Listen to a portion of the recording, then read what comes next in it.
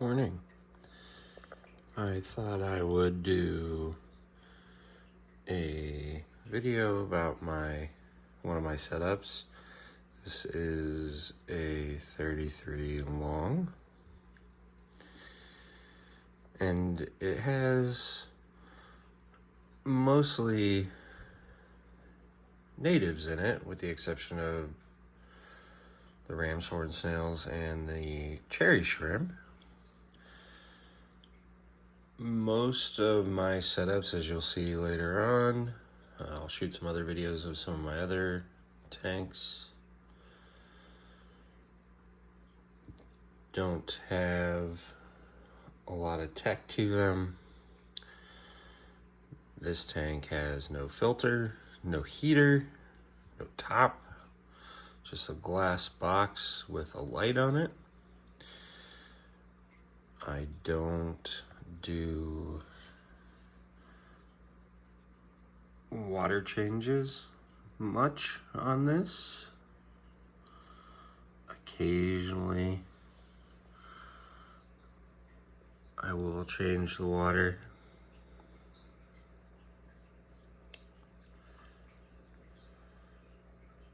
But mostly I just top off.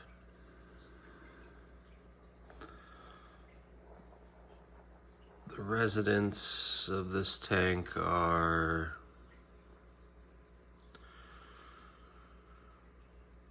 a colony of leased killifish. As you can see, some of them here. One of my older females, a smaller female, and a couple males. Some cherry shrimp, some ram's horn snails, and there is also a small colony of Pygmy Sunfish in here, the Elisoma gabberti.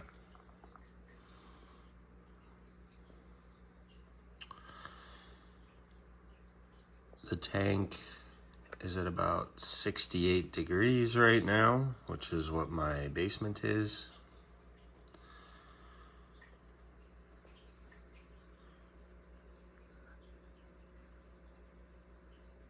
As far as scape goes, as you can see, it is kind of meant to look either like the edge of a swamp or a drainage ditch. There are a few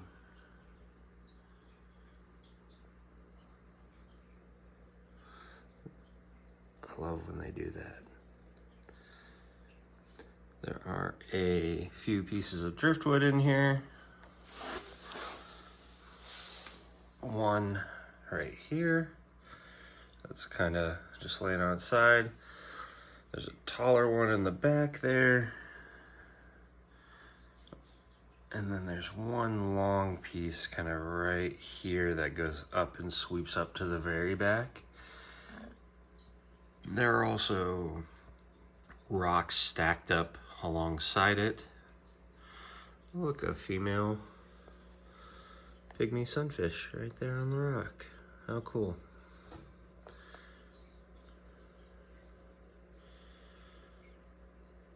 And cherry shrimp and some least skillies. And then there are little rock piles throughout to give shrimplets a place to hide, as well as some line of sight for the sunfish, some breakups. There are about 7 sunfish in here. I think about 16 least killifish, and at least 15 to 16 cherry shrimp, but there's probably more. All of them breed in here, and in that huge mat of guppy grass, it's tough to say what's actually in there. I only know if they've bred if there's a smaller fish swimming in open water. Like I said, these fish appreciate a less is more kind of approach. I really just let this go and do its own thing. Like I mentioned last night on the Cold Water Aquatics live stream, and thank you, Brandon, for the shout out last night. But I don't do a whole lot in here other than trim plants and propagate them. I did move some of my money wort last night into one of my 55s, which I'll show in another video. And then occasionally I'll trim back some of this guppy grass and the sage. And then there's some anacharis in the back there.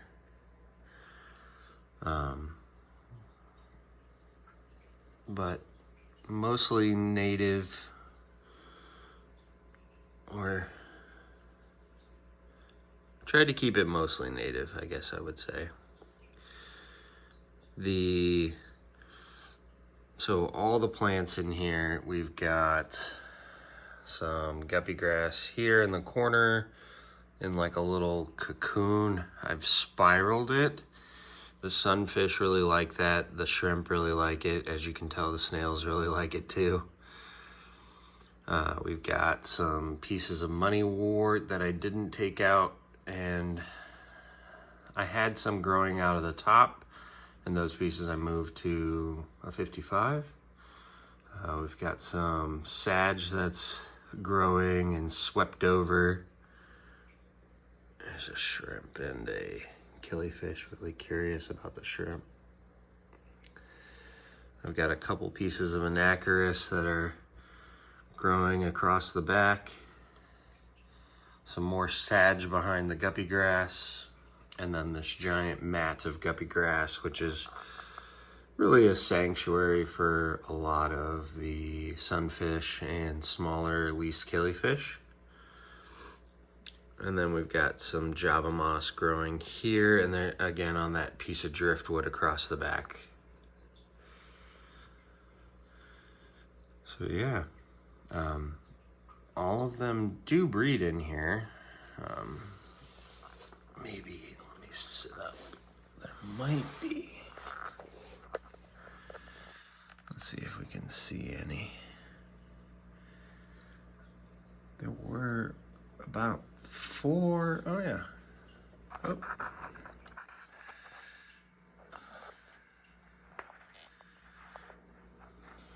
Little tiny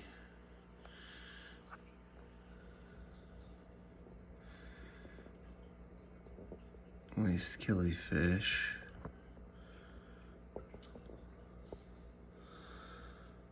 And of course, as I come up here to film them, they run away.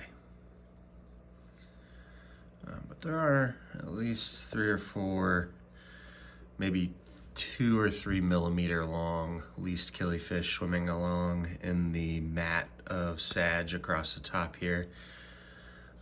There is duckweed, 2 different species of duckweed, as well as salvinia in here as well.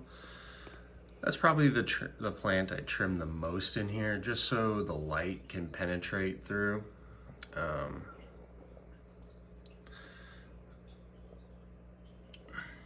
But otherwise, I just let things go. I love the overgrown look. Oh yeah. There's one right there. No, there's 2 of them. See? Really cool. Love that fish. I wish more people would get interested in the species of fish we have around the United States. Slowly, over the last few years, I've been switching to mostly native species of fish. Oh, there's a sunfish in the back there. I don't know if I'm gonna be able to get him. One sec, let me switch. Yeah, there he is. Right in the back there. Sorry, my camera is not wanting to focus on him. But right there is a sunfish. That's a male. There are a few males and mostly females in here. With the length of the tank, they don't fight too much, and there's enough space. Oh, there's another one. There is enough space for everybody, and they remind me of like freshwater clownfish. You know, they have their little home spaces and they pretty much stay there and defend their territory. And occasionally there'll be a little shakeup. There is a large dominant male in here, and he mostly hides in this cave underneath the driftwood here, and he comes out and displays on this rock and what's left of that catappa leaf there. But for the most part, they all get along. I've not seen much in the way of aggression. But as I was saying, I really have fallen in love with the native species of fish we have here. And, you know, I keep flagfish, I keep bluefin killifish, I have fathead minnows, I keep gambusia, a couple species of shiner, and hopefully I will be able to get some more soon. I really want to collect next year. My goal is to get some central mud minnows, ombre limia. It's probably one of my favorite fish, and plan to do a similar setup for them and hopefully get them breeding as well. Sorry for the shakiness.